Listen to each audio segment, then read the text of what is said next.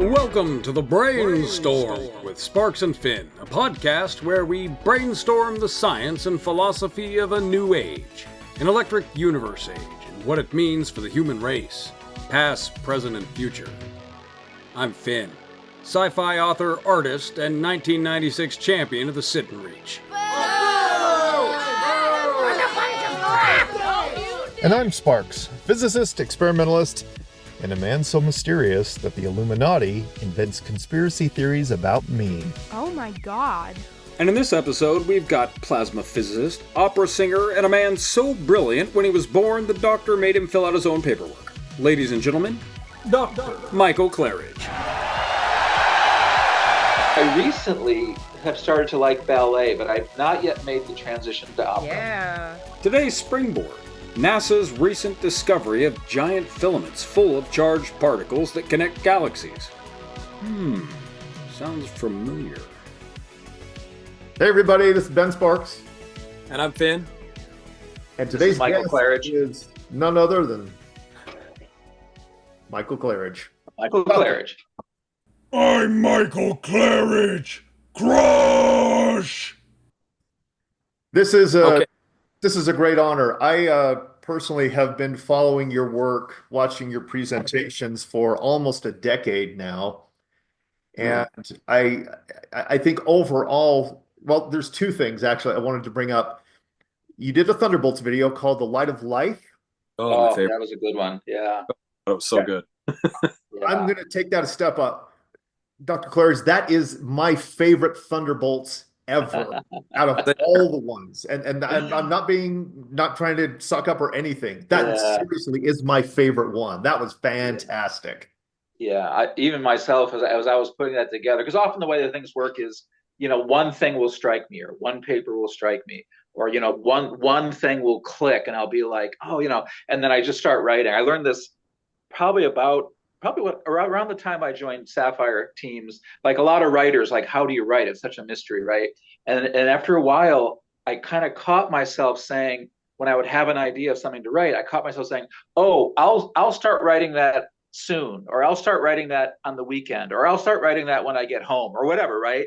And I learned after a while that no, as soon you stop the car, as soon as one of these ideas comes to you, where you realize, oh, I could really write about this, right? It's literally like you have to honor that the muse has come and said hello, and you drop everything, right? And so the Light of Light was one of those. It was perfect, and actually, it was I think it was the thing I opened with, which was that German guy who did the experiments with the onions. The onions. And yep. Yeah, and he puts the filter in so ultraviolet light can't communicate between the onion leaves. And that was done like in the 40s or the 30s or something. And I'm just like, what? And then boom, I just dropped it and started writing. And then the last thing I found, which was literally like a day or two before I finished the piece, was that stuff from Luc Montagnier with the DNA and the radio frequencies and stuff. And my mind was just blown by that whole thing. Have those experiments been replicated again? Do we have any idea? I don't really. It's exactly the sort of thing that that one might expect would be shut down. Right? Yeah. No, I don't know, to answer your question. Luc Montagnier is an interesting character. I've followed him and his work for a little while. From what I've seen from him, he produces something on this end of the spectrum and then says something on the far end of the spectrum. I'm like, wait a minute, these two things aren't even compatible. And yet he's supporting both of them. I'm like, I don't understand this at all. Yes. Have you noticed that as well? Well, I actually didn't study him that much, frankly, until recently. So I don't know as much. But I from a little I know, I would totally believe that about him, right? That he would just be literally all over the place, and in ways that, like as you said, for some of us, in ways that don't make sense to us. Like, how can you say both of those things, right? Yeah, right. Well, was he protecting a career like Tony Peratt, where you've got all the universe work coming out on one side, but on the other side, he has to say, I don't associate with those guys because he doesn't want to lose whatever he's got. It could be. Not knowing the man, I hesitate to speculate, but that it could be that simple. Yeah, it could be. It could Sure. be. Let's start this out. Can you tell us? I don't want to. I've seen you interviewed a lot of different times, and the hosts always say, "Tell us about who Michael Clarage is." This audience that we're dealing with, I think they know who you are. Okay. I'm really sure they know where you are. So I just want to launch full into this, but I would like to know, how did you get started with Sapphire? Yeah, so that was um I was giving some lectures here in Boston on supernova, which has been something I've been studying since the mid 80s, believe it or not. And I was very much in the mainstream paradigm then completely. I mean, all of everything I was saying, but the idea of supernova are really transcended. I mean, it's obvious that a star is transcending and it's going to a different level of being or a different stage of its evolution or something like that. So that's what the talk was about. And I came across this guy called, Wal Thornhill, and he had a supernova or an electrical phenomena. And I vividly remember I was sitting at my desk. It was night. I was writing, and I read the page, his thing about supernova being electrical, and I just, took a breath, and I just closed the page, and I was just like, I can't, I don't know, I don't know what to think about that.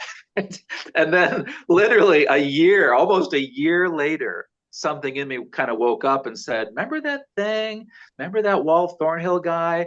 And so I often don't remember details like this. And I went right back to the page and I read it again. This was back in 2009 or 2010.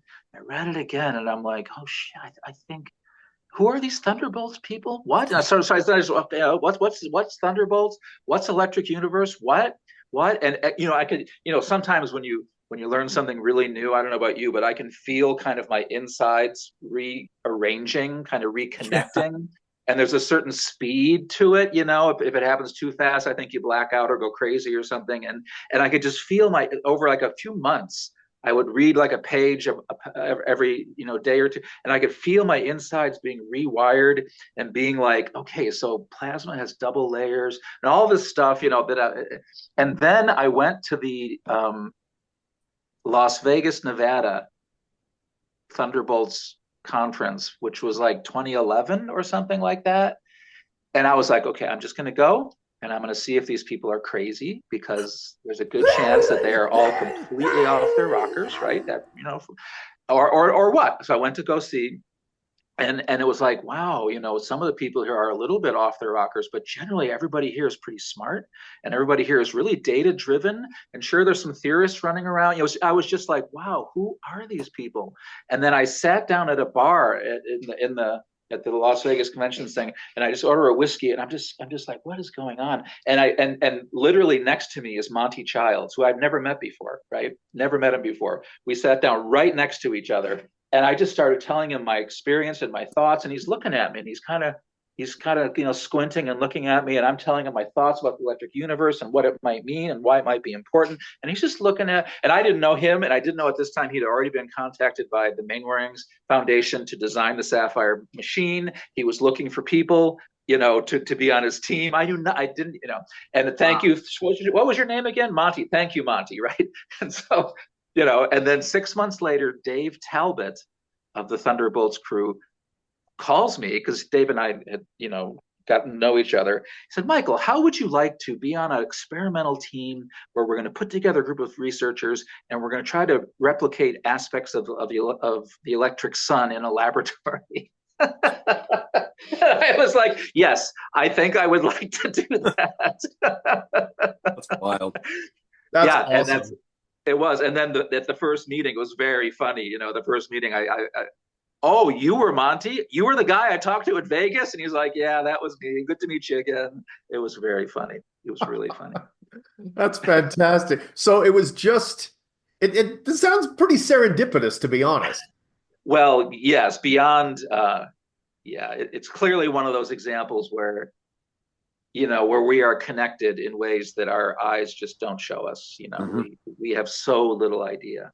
how we're actually connected. And this is clearly one of those examples of there were already connections in place, or how, whatever the language is, already connections in place already, right? Because otherwise, why? Yeah, there's just no way to make sense of it. It's strange the way the universe seems to put things right in front of you when you need them. Yeah. Strange and marvelous and fantastic. Yes, exactly. I was watching The Light of Life yesterday, just because I do that, and I knew we were going to be talking, and I wanted to have it fresh in my mind. Yeah. I just realized that it was that video that it was influential in a bunch of different ways, but it changed something in my life a few months ago. I don't know. I don't want to say for better. Oh. And it wasn't you. It was some research that you had just talked about how our ears actually send out sound. Noise canceling, yeah. Noise canceling, you bet. So I'm on the a little ADHD. Everything seems very slow. I always want everybody to go faster. Yeah. But as soon as you told me about that your ears actually do that, I became hypersensitive to sound. Yeah.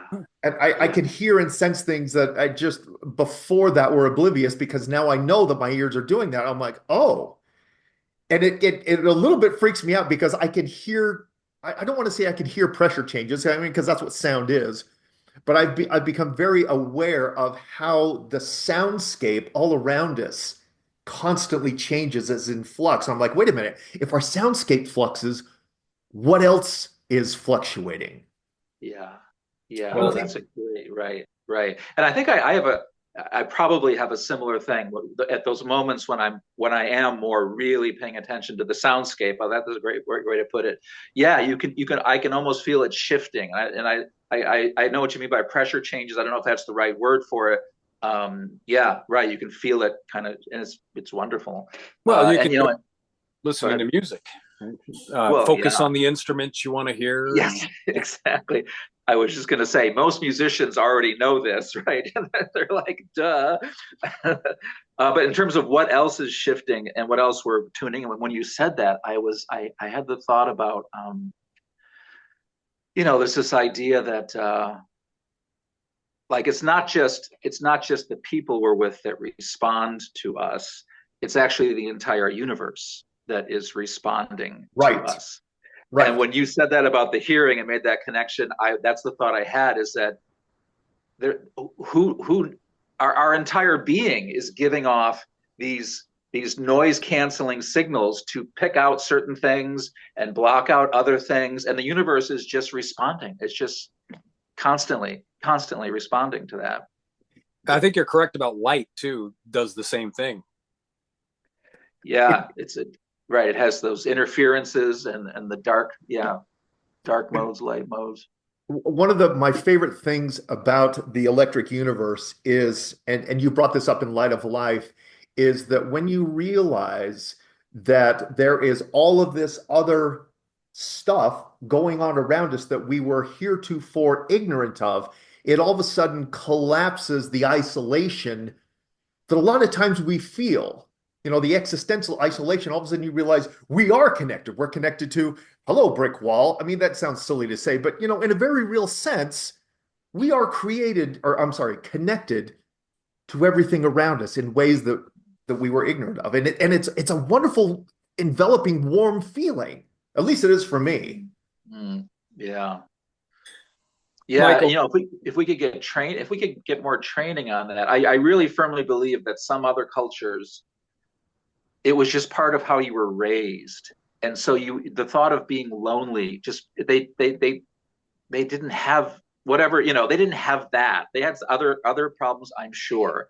But would they ever feel alone in a forest? No, it just, they couldn't feel alone. But we don't get that kind of training, most of us, right? So yeah, we have these problems, of feeling isolated. Yeah. Is it Andy Hall that put out the video about the Egyptians using electric shocks to stimulate their out-of-body experiences? I think so. Yeah, I have to admit, I didn't pay that much attention to that one. What do you remember from that one? But yeah, I think he was hypothesizing that they spend something like 40 to 50% of their lives outside of their body. Wow. Just zapping themselves with electricity. Okay, Okay, but you did the video about MRIs and comparing it to, now we know that a star can go between arc mode and say glow mode, where they'll change their brightness. And so the question becomes, why do they light up? Why do they go dark? Well, if you are doing an MRI scan on somebody and you ask them to think about a specific subject, that part of their brain lights up. So are we in fact living in a giant brain? Yeah. Well, yeah, I mean, and it doesn't need to necessarily be a brain. It could be a giant pancreas, because you would have the same sort of thing going on, that when the pancreas needs to make insulin, all these things light up, right? Because we got to do this thing. And I'm sure each individual cell is very aware of its own personal work it's doing. But yeah, it's part of something. Well, I think a lot of us, it seems to me, the last 5 years, a lot of us have kind of woken up to the degree to which society is being lights up, and then goes dark, and then it's like things are being played or being orchestrated, and it's just to watch these like forms of insanity sweep through large portions of the population. So there's a lot of that going on always, and I have to admit, over the last 5 years, watching people around me literally go insane and believe really, really crazy things, to the point where they would let's just say ostracize you, to put it diplomatically. And then you really have to wonder about your own sanity. I mean, not from like a spinning out of control point of view, but from the point of view of really being critical of my own opinions on things. Like, more and more in the last 5 years, when people want my opinion on something, I'm less and less inclined to like have a because there's so much I don't know, and there's so much, and it's usually like, do you think we should hate these people or these people? And I'm just like, well, how about we don't hate anybody? Is that an option? Well, yeah, we've gotten to a point where we don't know which half, I suppose, or maybe it's both halves are pretty radicalized, and so now opinions are battle lines. I've gotten to the point, after 2020, and I think that's kind of what we're hinting at here, is I've just learned that people are going to have their opinions, and fighting with them over their opinions is kind of irrelevant. I'm only a believer in self-defense. Now, have you all listened to much of Matthias Desmet? No. So he's really good. He's from the Netherlands, I think. He's a professor, soft-spoken professor of psychology and history. But he wrote kind of a new set of articles on what are the mechanics of totalitarianism? How does it manifest? How does it become instantiated, in populations?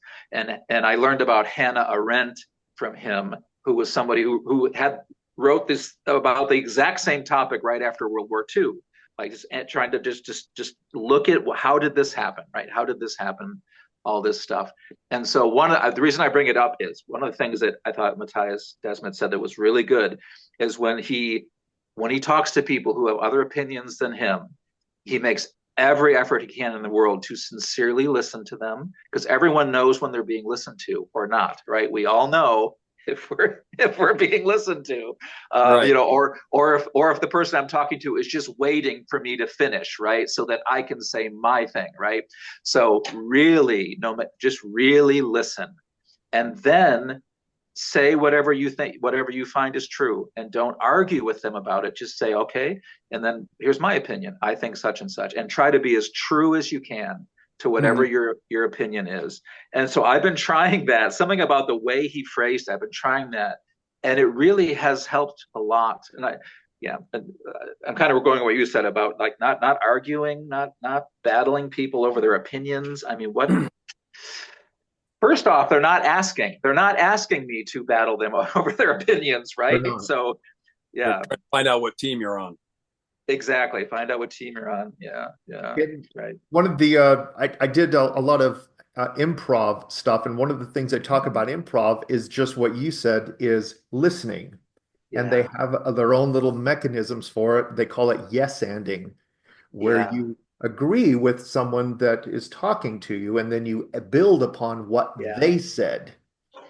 Yeah. Or what's that experiment somebody ran some time ago where they sat next to a guy on an airplane and talked to him through the flight. And every time the person that they're the subject of the study tries to ask them a question, they redirect the conversation back to that person, so that in the end, they're only talking to the subject about themselves, asking about their lives, their interests. Yeah. Anyway, later they get off the plane and somebody comes and interviews the subject and says, what did you think about the guy you were sitting next to? And he says, he was the most interesting person I've ever met. Yes, exactly. Right. Because he listened to me. Yeah. What did you say that gentleman's name is? Matthias Desmet, Desmet. I find that these days you can't really talk about politics based on any kind of facts, because everybody's getting different sets of facts and everyone's being told the other facts are a lie. So really, all you got is political philosophy.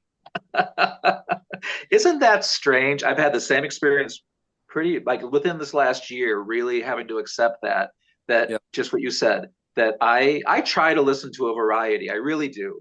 And I, you know, and then, but you talk to someone else and they've been hearing different facts. Right. And what are you supposed to do with that? I mean, really, what are you supposed to do with that? I don't know. I just kind of like, well, I'm with the Jefferson argument in that if you boil it down to political philosophy, at least you can talk about that kinds of things. Because I find the left and the right both agree on the basic premise that we want a safe, prosperous society and where we can be free, but we don't agree on how to get there. Okay. All right. So that's, I don't, yeah. So I look at things through the individualist, collectivist point of view, where individualism is origin of rights being with the human being. Your right to life, liberty, and property, whether you base it on God or whether you base it on property rights, is innate to you, and violating them is a crime. So if you've got a system that violates them necessarily, it's a system of crime, in which case the thief will be trumped by the pickpocket is trumped by the murderer. So you get the worst that rise to the top. So on a political philosophy point of view, I guess that's where I fall. Yeah. I'm an individualist. Yeah. So which is, that's sorry, go ahead. Yeah. I was just going to ask, what do you like to do in your off time?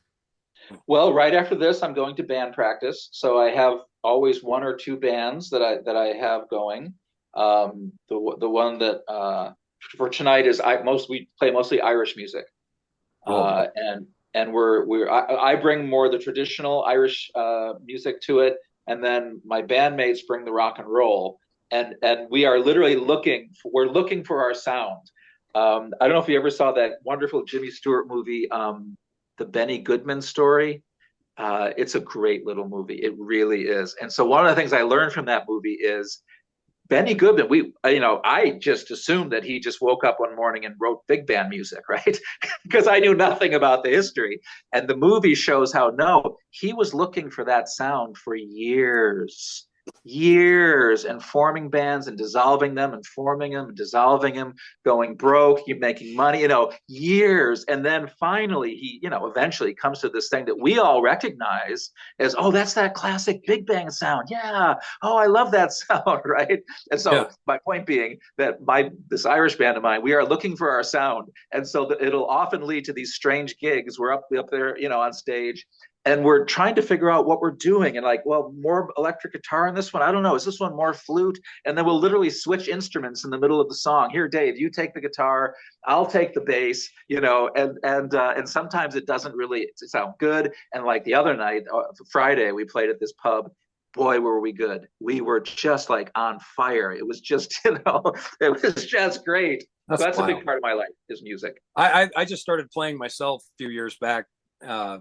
I haven't really played with anybody yet, though, but I bet that's wild when you start to hear the music coordinating.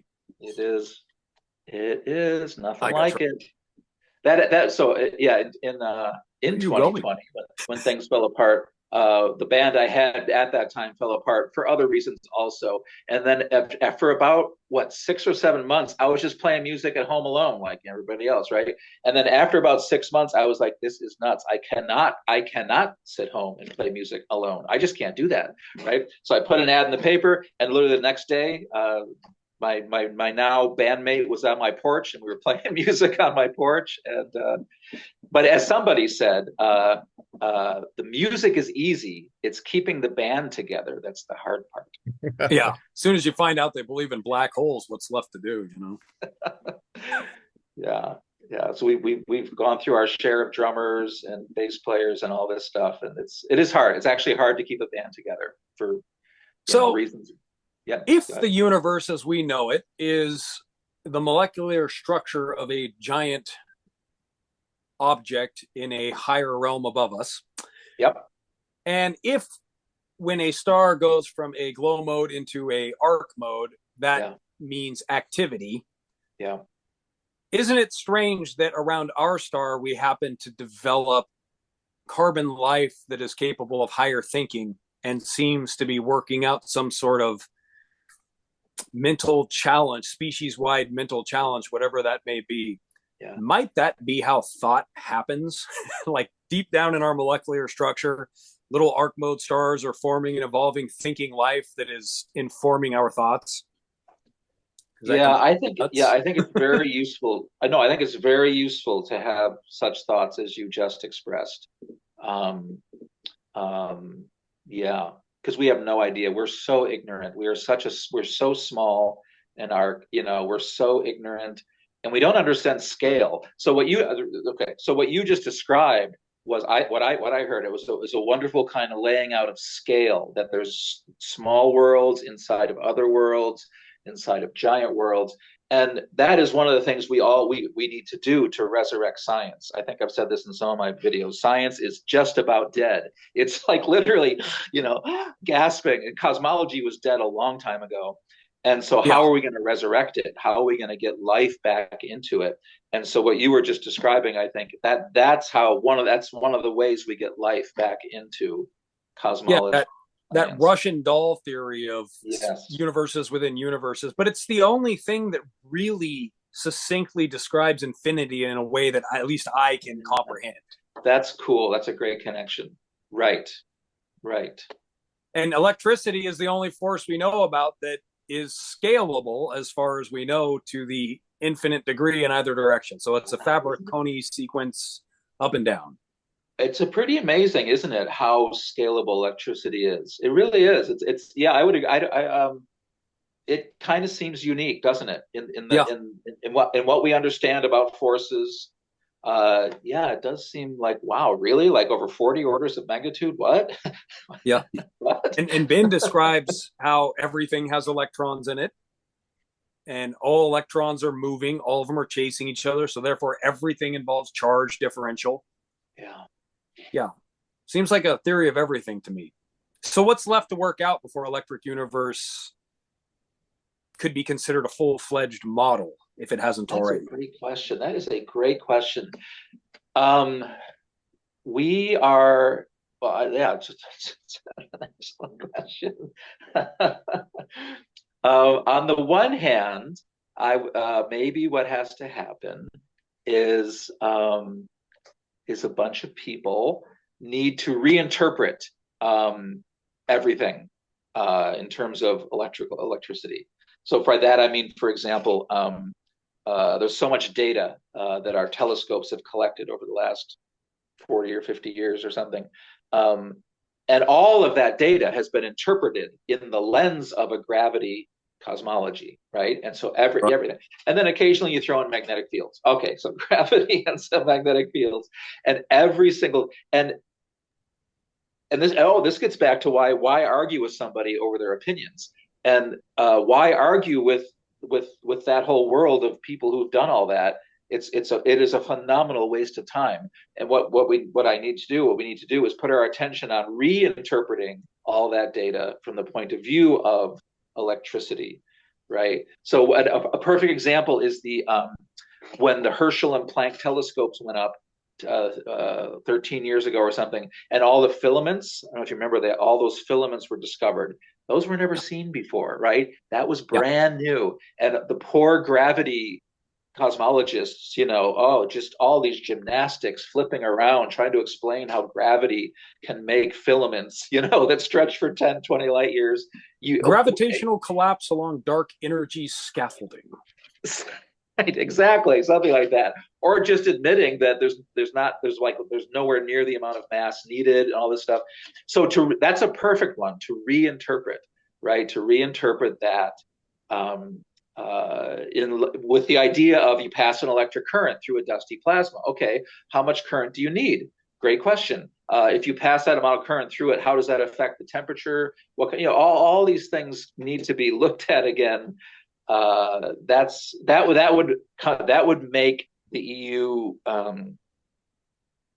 models more complete. I'm trying to come back to your original question, which is a great question. And that's going to take a lot of people. I wish sometimes it could be me, but whatever. I guess I can't be, or at least not now. Not whatever. I can't be that. But that needs to be reinterpreted. But there's another aspect to it all, which is that that it comes back to what you just said, like about the Russian dolls. That if we, the change has to be much bigger. The change has to be much bigger. So we need a physics, whatever that is going to be in the future, a physics that includes how do Russian dolls nest with each other. That's what it needs. And when that happens, maybe it'll happen tomorrow or maybe in 100 years, whatever. All this stuff we're mucking around with dark matter and all this stuff, it's just going to look so absurd. It's going to look completely absurd, right? Because they were trying to explain the level of the galactic cosmos in terms of the level of the planetary cosmos. And you can't do that, right? It's like this thing with temperature. Oh my God, temperature, the ideas of temperature were developed on Earth with steam engines because they work perfectly. That's exactly what you need. You need to know the temperature. And here's how it's defined. And then we take that definition of a physical quantity and we point our X-ray telescopes towards the sun and we try to apply the same ideas of temperature. And it doesn't work. It gives you contradiction after contradiction after contradiction, right? And you can't do that. So I'm bringing this back to your question, like the change that's needed for the EU paradigm to be fully developed has to be a very big change in how we think about physics and cosmology. So here's a little out of the box idea. I think there's a phrase saying all models are wrong, but some are useful. I love that phrase. Yes, yes. So the way I approach this, when I got into the EU, I saw that there was a whole different way of thinking, and it was roughly incompatible with the current models because the current models were dogmatic and they would stick to their models at the expense of data to the contrary. Right. So I'm thinking, wait a minute, why do we need a model at all? Because we already know the models isn't fully encapsulating all the facts. Why don't we just stick with the actual data? Let's be led by the data. Let's do experiments and say whatever happens, happens. And let's go with that. Because like when you were doing Sapphire, you stuck the Langmuir probe in there and you had, and this was fascinating. This should have been on the front page of everything all over the planet. Yeah. But your Langmuir probe and 3 different groups of people who do plasma physics says, yeah, it'll be fine. And then it vaporized. Yeah, I remember that. Yes. And at that point, we had invested roughly $30,000 into different versions of Langmuir probes and having consultants come in and all this stuff. So we're all sitting there watching it on the screen, right? And it comes in, and it's gone. And the thought went through my head, well, there went $30,000 right there. Lovely. Oh, man. What did Dave and Monty and Wall, were they there when that happened? Monty was, and so yeah. And afterwards, he basically said he had the same exact thought pass through his head, right? Yeah, and he called dumb this down for the smooth brains in the audience like me. why did it disappear, and why is that shocking? Okay, that's right. Great question. Uh, so a Langmuir probe is a device that you put into plasma to measure things like voltage or potential or temperature. Just these, frankly, it's a very crude instrument, though a very clever instrument. It's very clever. It's very useful to tell you something. Because if you want to learn something about your plasma, it's not obvious how you measure anything, right? So it's a very you stick a piece of metal in there, and it's got some other things there, and so we had one round of we're trying to measure our plasma. One company we're working with, and we put it in, and it just breaks. So oh shit, it broke. What? So they're good enough to send us another one. Sorry guys, whatever. And then it breaks. One run it breaks, and so we're like, what's going on? And then we told them what's going on in our chamber, and they're like, oh no, you can't use a Langmuir probe under those conditions. No. What are you guys crazy? You can't do that. We're like, what? You're you're our consultants. You told us we could do this. And so we ended up making some of our own, and we used tungsten. So tungsten is it's one of the hardest metals. It's one of the most, it's very hard to change tungsten. It's very hard to melt it.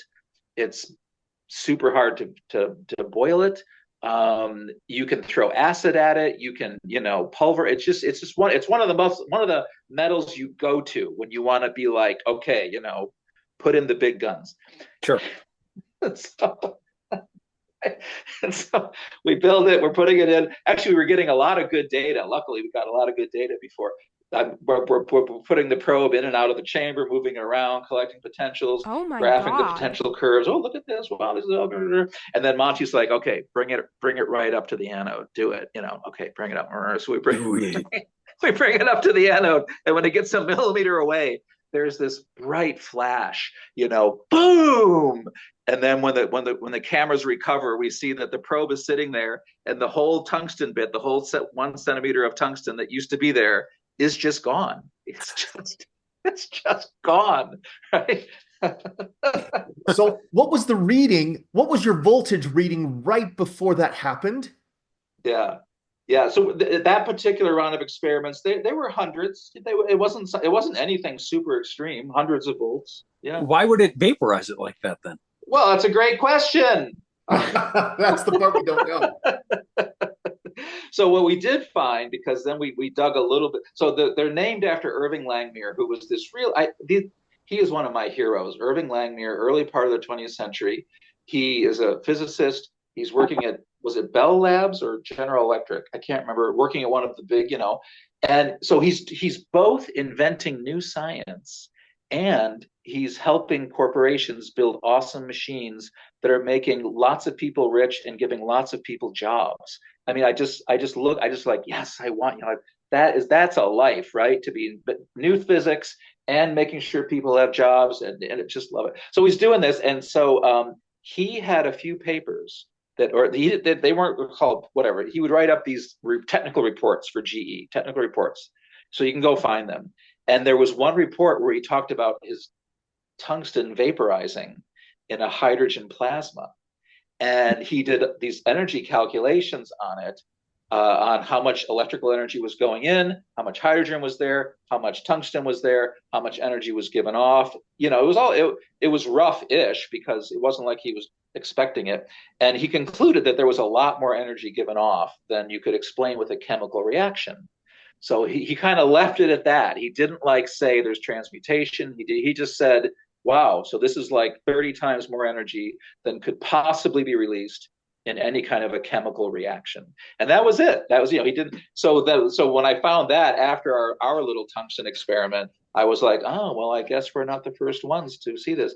So in terms of how and why, this is where Leonard is stuck. Talk about things being stuck. So low energy nuclear reactions, cold fusion. It's stuck because we don't understand what's going on, generally speaking. There's thousands of experiments over the last 40 years showing that it's a real thing. Years ago, I gave up arguing with people about it. Okay, look, either you believe it's real or you don't. I don't even care anymore. Apparently several thousand people. So there's some kind of a reaction that happens with the tungsten and the hydrogen in the presence of an electric field that's on the order of hundreds of volts, There's some mysterious reaction that takes place.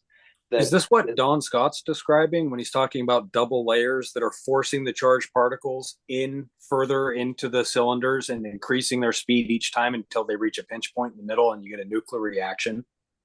Yes, I think it has something to do with that, though I honestly do not know if that is the right explanation. I honestly don't, right? But yes, it definitely has to do with that. Because if you just take tungsten and hydrogen and put them in a bottle, nothing happens. If you do tungsten and hydrogen with a 9-volt battery, nothing happens, right? But then if you do what we did or Langmuir did, then you can just vaporize. So there's clearly it's all, how do I put it? These are factors. These are necessary factors that are required for the transmutation to happen. But that doesn't mean that those factors are the thing that are doing it, if you get what I'm saying. So the mainstream guys are going after sapphire because you don't have an explanation, even though they don't have an explanation, and you're actually showing results. And so rather than taking those and looking deeper into them, they're saying because you don't automatically know the answer, we shouldn't listen to you. I know. I'm laughing because it's funny, right? That's wild. Yeah. Here's a behind the scenes question, and forgive me if you've already addressed this. How much voltage and amperage did the anode in the sapphire chamber, how much were you feeding it at the time when you were doing the Langmuir probe and it vaporized? Yeah, so I can't go into too many details on that because there were some aspects to it that are important for our work right now, and are literally trade secrets. Sure. But I can say, it's not millions of volts. Okay. It's hundreds, thousands. It's nothing super exotic. But it's spiking in millions, isn't it? Well, so now you got to kind of get into right. So. But I don't want to I have to get a blackboard out. We have to draw. Yeah. Well, see, that's, if I understand this right, it may not be spiking to millions of volts. It may just be something else entirely, like another way. That's where I throw my weight more. There is something else going on that none of us understand, and we're all looking for it. And as I told some investors recently, we're not the only group working on this, right? I know the names of people in Russia that are working on this. I know the names of people out in Pacific Northwest Lab out in Oregon that are working on this, right? We're not the only ones. Right? What's that? Randall Carlson, isn't he involved in some sort of plasma generator? Yeah, so he definitely got introduced to one of these, right? He did, right? And so one of us is going to figure it out, and very soon. I hope it's the Sapphire team. I really do. But in one sense, it doesn't really matter because one of us is going to get there very soon. And so I was just responding to what you said just a second ago. There's something that all of us don't understand right now. We know how to make it happen, which is great because then we can have businesses and we can get money and we can do products. We can make it happen, but we don't understand. No one understands. Yeah. That's lovely.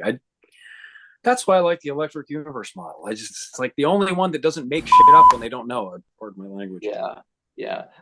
I tend to agree, and at the same time, there's plenty of people who are part of the electric universe community that make a lot of shit up, and that's just what they love to do, and that's fine. But what I love about it, the EU community, is that it's heterogeneous. It is not homogeneous, and somehow that works just fine. There's not a party line. I had plenty of disagreements with Wall on various things, and that was fine, right? Yeah. It was. Well, right. That is exactly what science should be. Yeah. Unite. You get everybody in lockstep, you've left science behind, and you're just dogma. You bet. Yeah. Right. So that kind of brings me to the topic I really want to ask you about. Okay. So NASA just announced that they have direct observational evidence of giant filaments that connect quasar galaxies and are filled with charged particles. Now, of course, they're calling it some gravitational collapse along dark energy scaffolding, but I thought you made that up. no, I got the article and everything. That's literally what they're saying. But yeah, Okay, I mean, sorry, and so my first impression is like, why would you be listening to the explanation from the people that said these things didn't exist 5 seconds ago, Yeah. rather than the people who've been talking about and modeling them for decades? Yeah. Yeah. To me, this is the smoking gun. So how do we take this and not let them get away with slapping another ridiculous explanation and ramming down the throats of everybody in the world that these are Birkeland currents and that we called them and that they didn't? Birkeland currents, unscientific woo. It's gravitational collapse along dark energy scales. Waifu!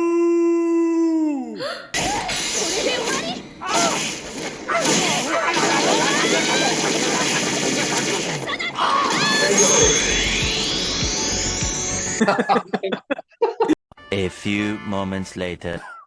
Yeah, I do wonder about that. I've kind of given up on that exact question. I don't know. I don't know the answer. Yeah, and it on the one hand, I think it takes a certain type of person to affect things that are on such a big scale. So on a big scale, I mean, like, imagine all the hundreds of universities around the world that are all on board with the gravity model and the dark energy model, or whatever they want to call it. How are you going to change that? I can't change that. Let's start a school. What's that? Let's start a school. Me and Ben have been talking about it. Well, right. So you can't change it directly. I wonder about this a lot. So someone of a higher level, like someone like a Joan of Arc, whatever the equivalent of Joan of Arc would be in this context, she could change 100 universities, right? But I can't. And so so then I don't know if it's what we're doing right now is one way, right? This is a parallel economy, so to speak. Yes. People like you and me are talking about this, and we're flushing it out, and we're listening to each other, and we're throwing out all kinds of great ideas to help. And we're all hoping that it sprouts, that it takes root, and that it grows. And then there's this other thing, and people will just look back and go like, oh yeah, there was this old dead thing that was around at the same time. They called it university physics, but it was dead a long time ago, I kind of see the world going in that direction. I think we're heading into a period of massive change where your average person has trust issues with our expert class because they've had nothing but lies told to them for a decade from our expert class. Yeah. And now, especially with all the corruption and stuff we're discovering, it really seems that if we can just get the word out and get these direct observations from a correct point of view out to people, we might actually be able to affect some change. Yeah. Especially because the university systems are under attack. What's that, Ben? So I want to answer this question.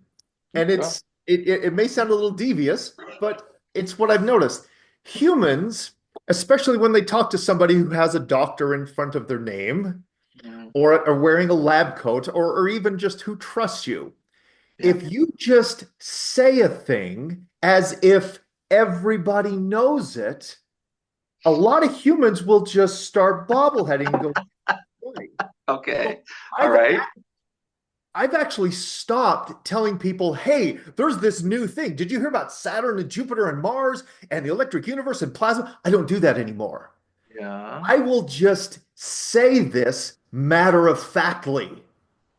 I'll just say, yeah. So when Mars was in front of Venus and then there was a breakup of that polar configuration, there was a lot of catastrophe that happened. And it's amazing how that enmeshes itself in the conversation. I've had similar experiences. So that's really interesting that you are saying exactly that, because I've had that. And it's always with either younger people or people who are not professionals, not physics professionals or whatever. As long as you're not part of the priestly class, and as long as you're or slightly young, whatever, I've had the same exact experience. Just talking about, well, all the planets are connected electrically, and when there's a lightning storm on Jupiter, we actually feel it on Earth. The Earth's ionosphere actually rings when there's a lightning storm on Jupiter, and people are like, "Isn't that cool? That's so cool. That's great."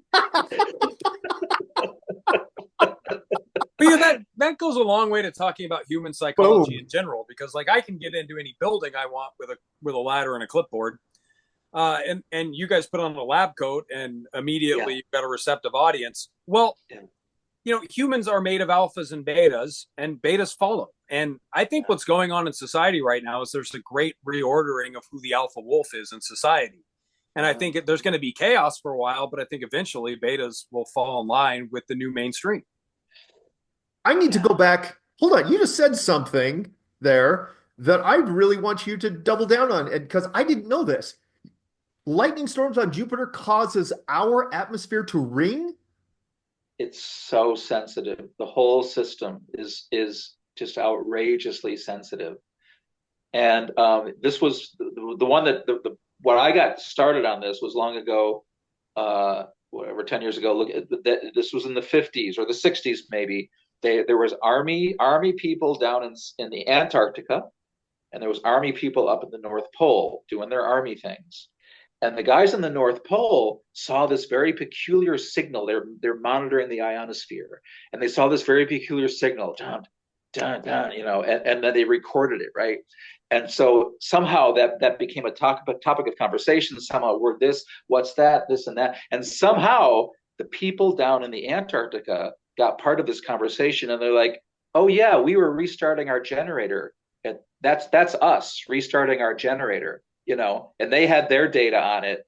So even restarting a generator in Antarctica causes the entire ionosphere to go boom, boom, boom, boom, and you can measure it on the North Pole. Ben, your head's gonna blow. Hold on, this is my head blowing up. Well, yeah, okay. It's so sensitive, and we were talking before about the cosmoses and worlds within worlds, and you can, if your ear is so sensitive that it can literally hear someone. I do this sometimes when I leave. It always has to be with somebody I'm connected with. So say I've had dinner with people and then we split up and we're far away. We're walking, and I'm like, I wonder if I can hear Robert's car door close, even though I know by now he's 4 blocks away, right? But I'm listening for it, and then I can hear a little, and that was Robert's car. So we are so sensitive. We are so sensitive, and the solar system is the same way. You bet when there's a lightning storm on Jupiter, the Earth's ionosphere rings. Of course it does. Yeah. It's all just so incredibly sensitive. Is there a time lag? Well, yeah. So I forget what it is, but on the Earth, it's milliseconds for light to go, or electric signals to go around the Earth, right? It happens milliseconds. Well, so the ether. Oh, sorry, Ben. Are you still?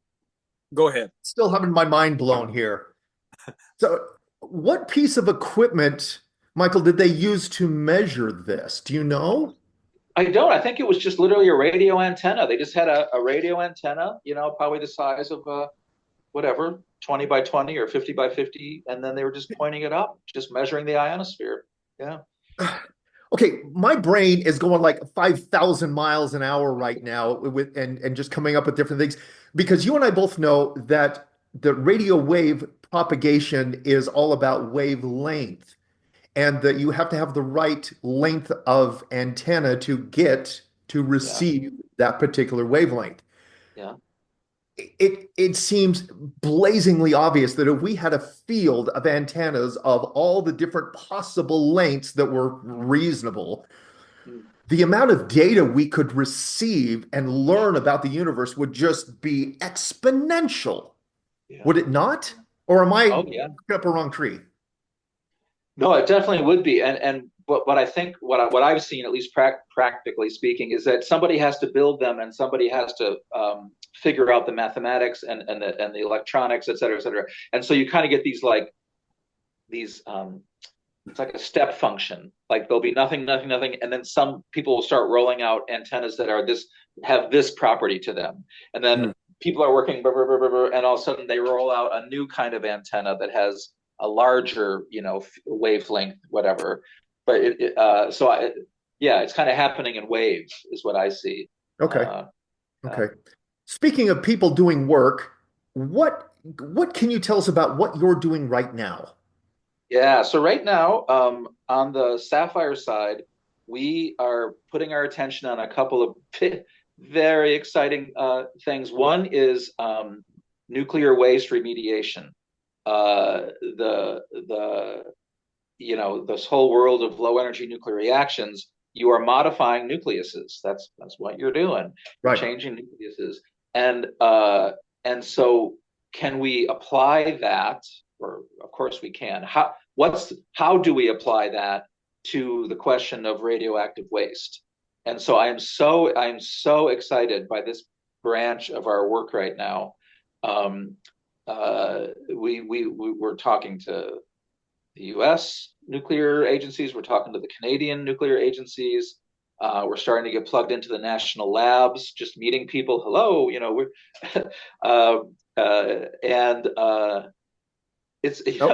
it's one of those things where if you talk to someone, like we went to DC once, and we had a meeting with somebody in the nuclear.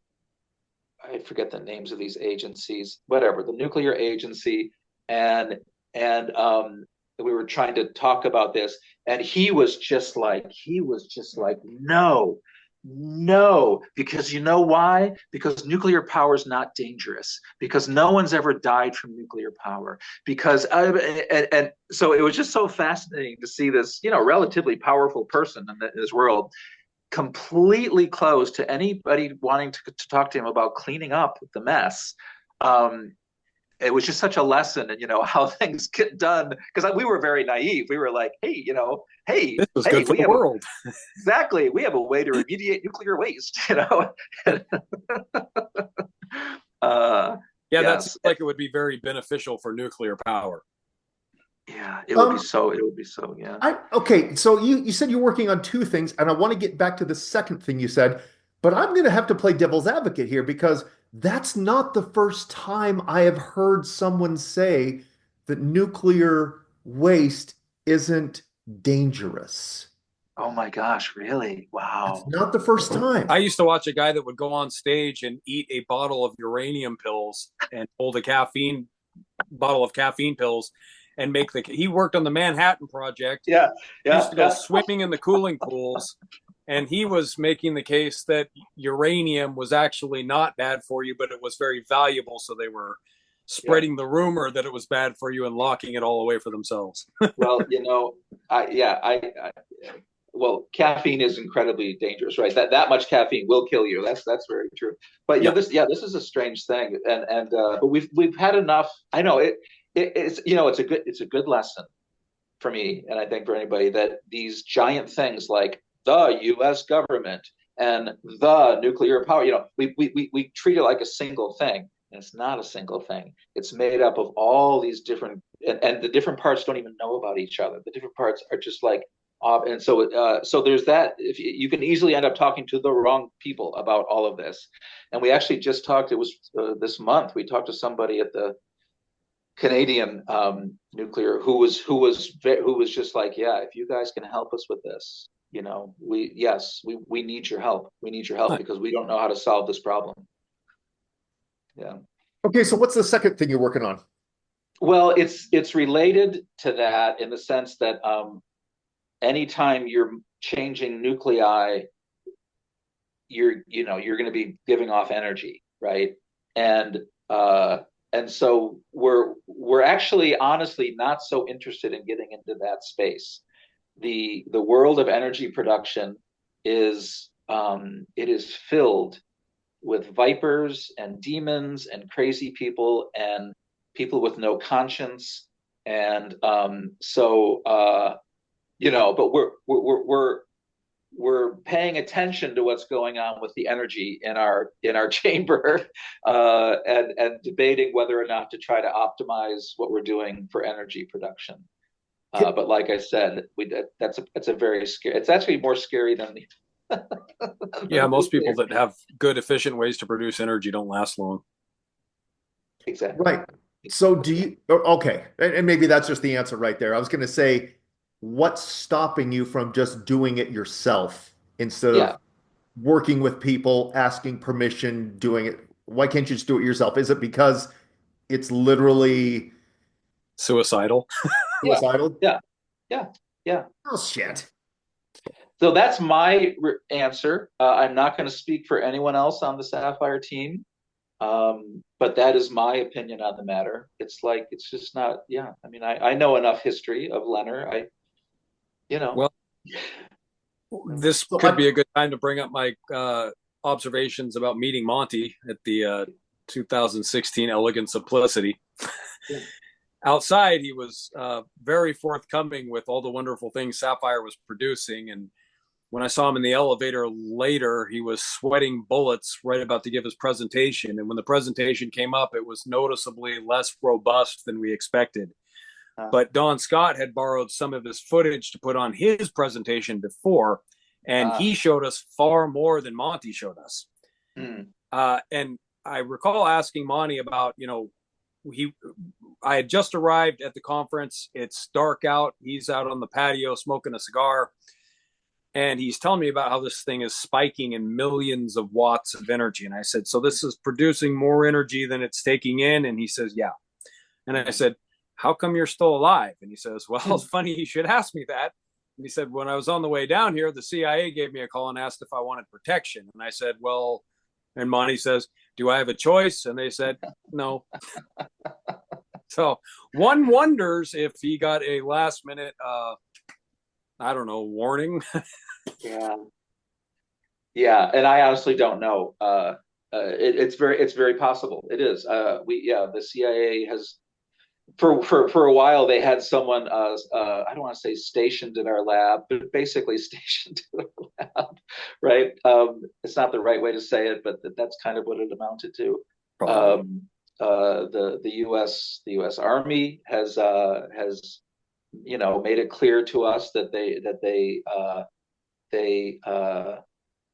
like what we're doing, and they need to be appraised. They need to be updated. They need to be told what we're doing, right? Well, clearly, what you're doing means something, or they wouldn't be interested.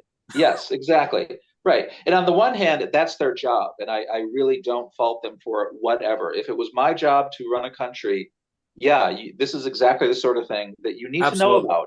Yeah. So I'm honestly not complaining or upset or anything about it at all. Yeah. But I don't know, your story about Monty. I know myself as a presenter and performer, all kinds of things can happen before you go on stage. And so maybe you literally caught him in a moment where he was, who knows, maybe doubting his whole life, right? Yeah, it could have been anything. I don't, but I'll tell you what, man, I've had stage fright. He looked terrified. Yes. And so maybe that it could have been exactly that. It could have been exactly. Let me go back to something you just said a minute ago. You said that the CIA had someone stationed, at your lab. Was that person a scientist or a desk jockey? Who knows?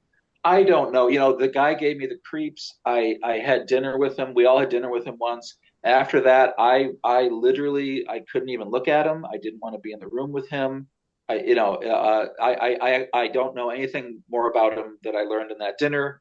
And I don't know. Yeah, I don't know. Hopefully things are changing. Wow. Let's get back to the Russian nesting dolls topic. Yeah.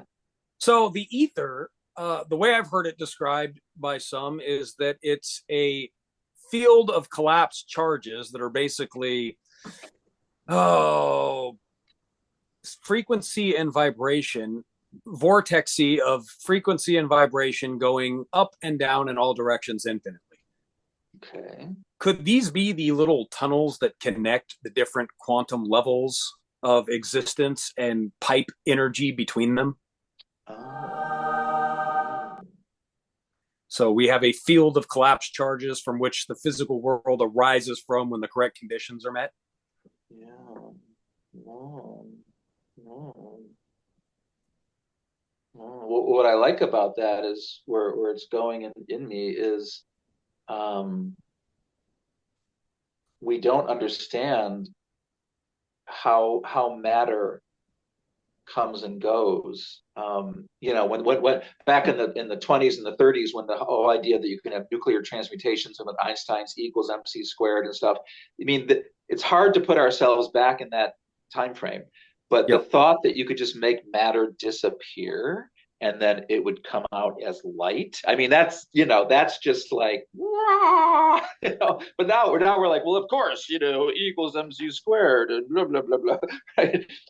So what I like about what you're saying is there's a lot we don't understand about how matter comes and goes.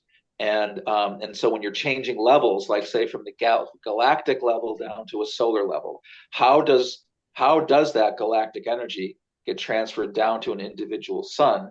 And it could be that it's simply electrons flowing. Okay, maybe that's all it is. But maybe it's not. Maybe there's things along the lines that you're saying. Is maybe there's things that would be considered that would be seen as outside of our dimension. Like what? Where did this come from? How is this happening?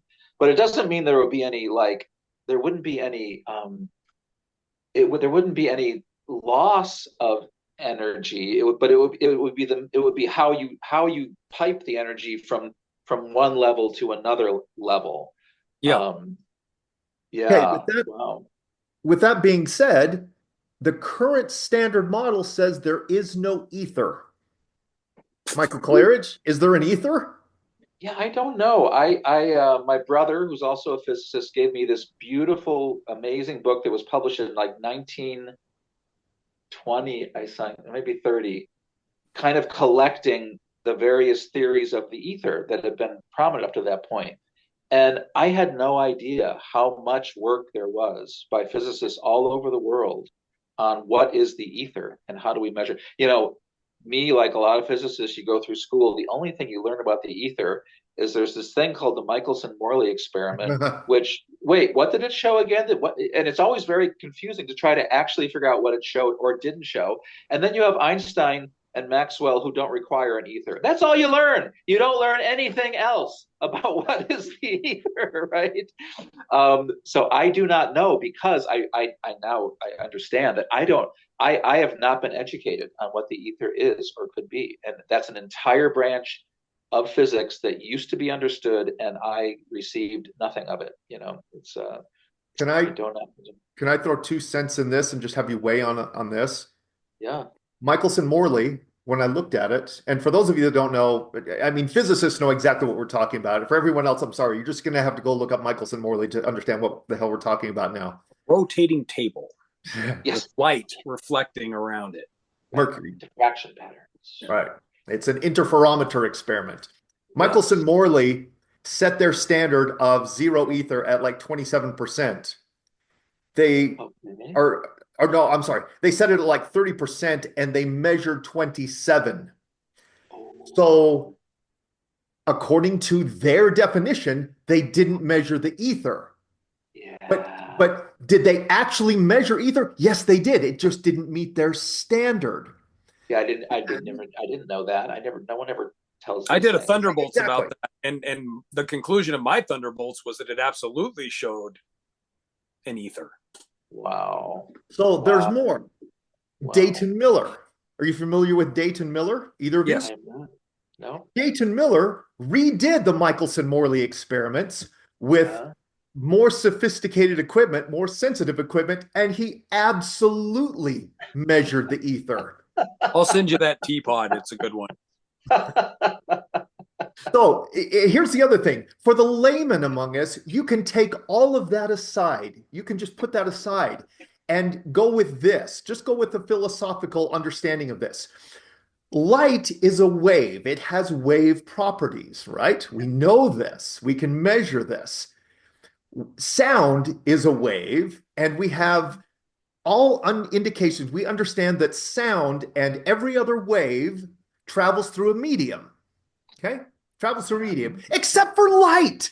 Except for light, right? You're telling me that the universe creates a medium for every single wave property except for light? Seems a little sus. Really? You want me to believe that? Yeah. And the neutrino, if it's made of neutrinos, like Wall hypothesized, and they're magnetically aware of one another, it was like the primer fields when you've got all those steelies surrounding the cathode in the center.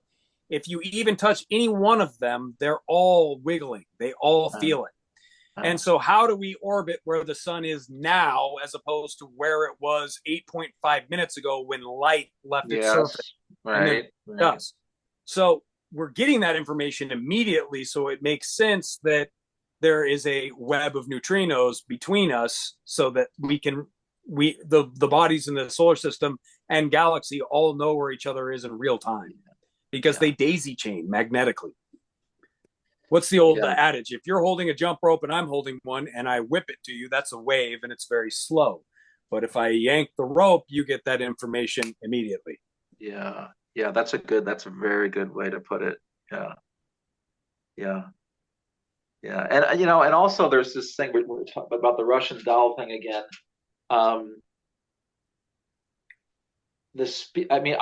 am totally on board with the speed of light being a limit, locally, like within our solar system, but I don't think you can hold a galaxy together if your forces can only travel the speed of light. I'm like, and I've not bothered to try to prove it. It's just intuition. So my point being, it's kind of proof that there are things that travel much faster, faster than the speed of light, but we don't see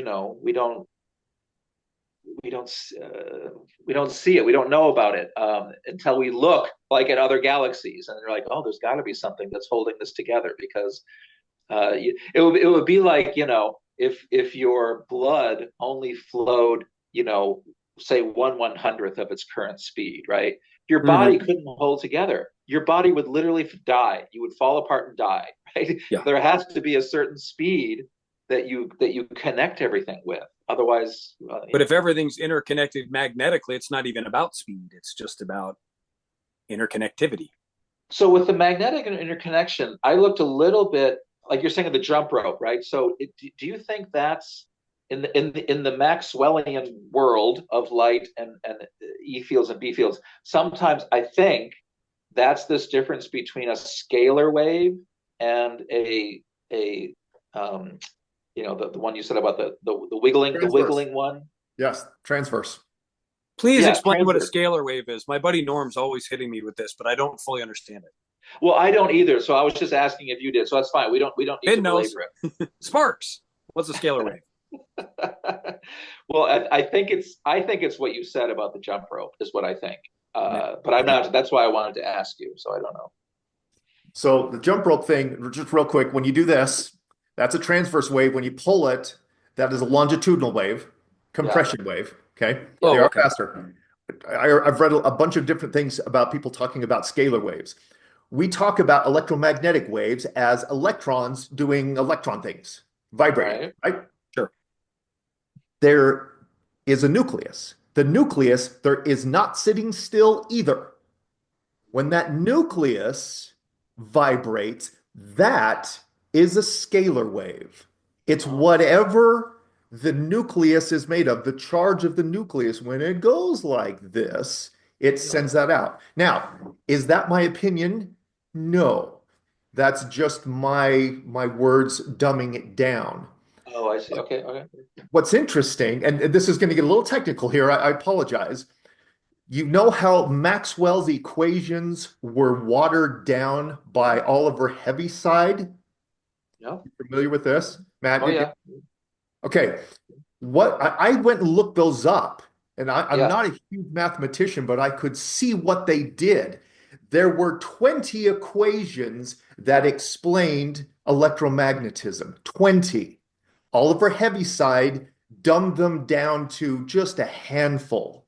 And that's what we're all taught when we go to school. And so I'm thinking, well, wait a minute, what was the part that was thrown away? It was the part that he looked at and said, well, these don't really do anything. We can't measure them. I'm like, my God, dude, because you can't measure it, you think that they're inconsequential? Oh my God. Yeah. They were the XYZ coordinates of things that we couldn't measure at the time. I'm thinking, oh, I don't know, like maybe what the freaking nucleus is doing of an atom? Because is that not quintessential mainstream science? Is like, we don't understand that, so we're just going to cut that out. Right. Heaven forbid we should accept the fact that our equipment can't measure everything there is to measure. Yeah. Wow. No, I hadn't heard that side of it. I spent that's amazing, and it would take a little while, right? That would be a worthwhile little presentation, right, to put together and just market it as, this is a Thunderbolts, but it's just for people who want to do a little bit of wading through, and that could be very useful, because I looked at what Maxwell left out, but from a different angle. There's someone called Thomas Phipps, Phipps, who looked at exactly at that. And he has a couple of books. He died recently, I think, that really go into what did Maxwell leave out, and what are the implications of that, and did anybody leave it in? And then you find out that, oh yes, Hertz has a version of electromagnetism, and he left those terms in. And what's the other guy? Wagner? Say again? Wagner? Wagner, as we would say it in English. Maybe. I know, right? I'm just trying to think if that was it. Didn't ring a bell. But anyway, somebody else also had an entire electromagnetic theory that left those things in there. And it's really fundamental stuff. Like the version we get of Maxwell equations removes the It removes the importance of the velocity of the observer. And you only care about the velocity of the charges relative to the observer. And then blah, blah, blah, everything unfolds from there. And Phipps points out, well, yeah, if you remove the terms that refer to the velocity of the observer, then you have automatically generated this theoretical system of special relativity, where there's no such thing as absolute motion, right? And it was just like, boom, I just like saw the whole thing, boom, right. And that's where Einstein started with, which was Maxwell's equations, right? And if you leave it in, as Hertz did, or maybe Wagner also, if you leave it in, then you have this very consistent system of electromagnetism that does not have special relativity, but it explains everything, right? There's no, you don't lose anything. It's pretty amazing. Obviously things have been lost, because when you guys stuck the Langmuir probe in and it vaporized, we don't know how that happens. So there's always right. We're looking through the textbooks. I don't know. This doesn't address that. Maybe that's what Oumuamua is. That's your Langmuir probe. It just got beamed out into space or something. Yeah. Okay, so I need to go in 5 minutes, guys. So if you have what's your question for my remaining 5 minutes? 0 point energy. Could it be energy that we are absorbing through the ether that's being piped down from the quantum level above us, from the table leg that we're part of, or pancreas or whatever? Maybe tapping into that electricity would give us boundless, endless electricity, and that's what Randall Carlson is talking about. So I think that this is a classic topic that, again, has to go back to the cosmology of the nested dolls. So that what we call 0 point energy, I think is literally like us looking at the world of suns or of galaxies, who knows, but looking at a higher world, a world that is literally the next doll up, right? We're in our doll, and we're looking at the next doll up, and we're looking at it, and what do we see? We see this apparently infinite source of energy, which seems to come from nowhere, and it seems to be connected with possibilities. Like Dirac when he worked out the first mathematics of this quantum foam, we call it now. Dirac, as far as I know, Dirac started that, and now but when we look at the mathematics of it, it always involves possibilities and potentialities. Like particles can come out of nowhere, right? An electron and positron can come out of nowhere and then go back to nowhere. They were in our universe for a brief time, and now they're gone. And physicists have become accustomed to this, as if, la-di-da, just another stroll in the park, right? And I think I'm repeating myself now, that what we're looking at is the next Russian doll up, and that's how it looks to us. I agree. If the ether is a bunch of tunnels that take you from one quantum to the next, then it would make sense that things would transfer through them. Right. Do you remember the book Flat? I know we've got like a minute left. You know the book Flatland? Either of you? One of my favorites. Yeah. Absolutely. Does not Flatland explain what we're talking about here? That we're simply in a third dimension and we cannot conceive of a fourth dimension. And the fourth dimension, people are like, well, here's energy, here's stuff. I don't know why you can't see it. And it's for the simple reason that the people on the line land can't conceive of a flatlander coming to visit in different points on their line. I think that's exactly the direction to go to understand this. And anything else, if you try to do anything else, you're I don't want to say you're wasting your time, but you're just going to get wrong. You're going to get infinities. Infinities everywhere are going to pop out of your formula. So you're going to be like, oh shit, we got to renormalize this now because that's another infinity, right? Now I got to control black the holes and renormalization. Yay! Let's control those infinities. Well, thank you, Michael. That was great. This was a fantastic conversation. I really appreciate it. You're very welcome. My pleasure. Yeah, I agree. A good conversation. Okay. Thanks a lot, guys. All right. Thank you. Yes, my pleasure. See you, Michael.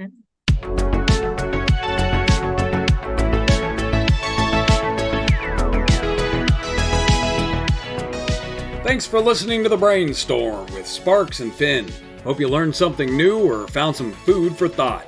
Join us next time as we explore this amazing electric universe. Cheers!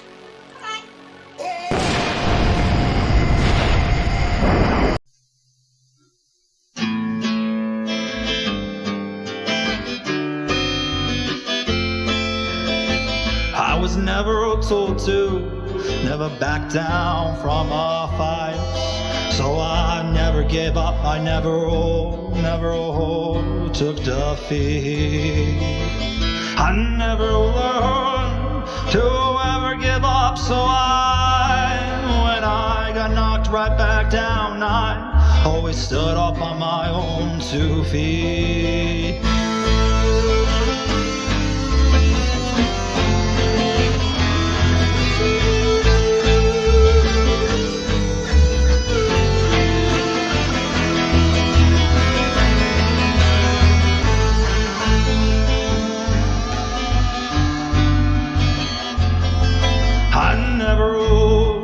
Took defeat, always sit right back up when I got kicked in the old ass.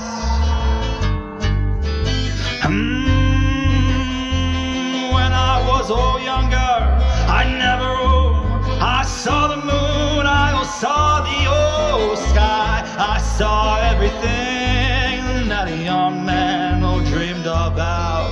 I had friends, I found a love, I lost it, and I'll do it all over again.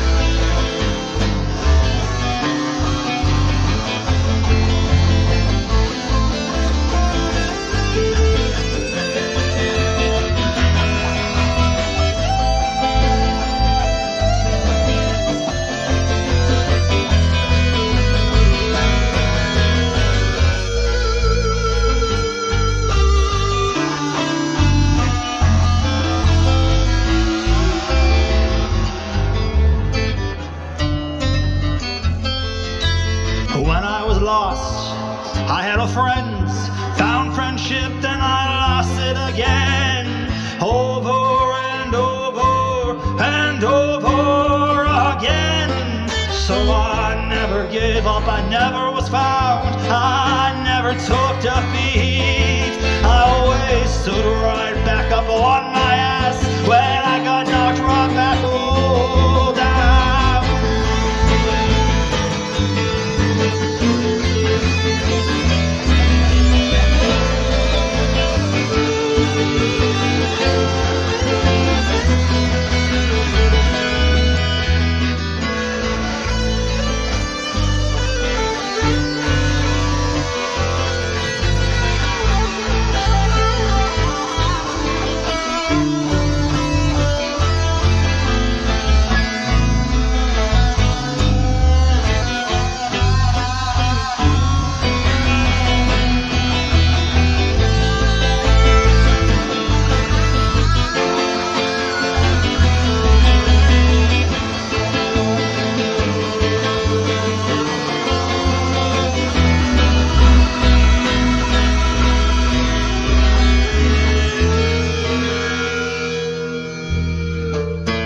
When I was a younger, I never took defeats.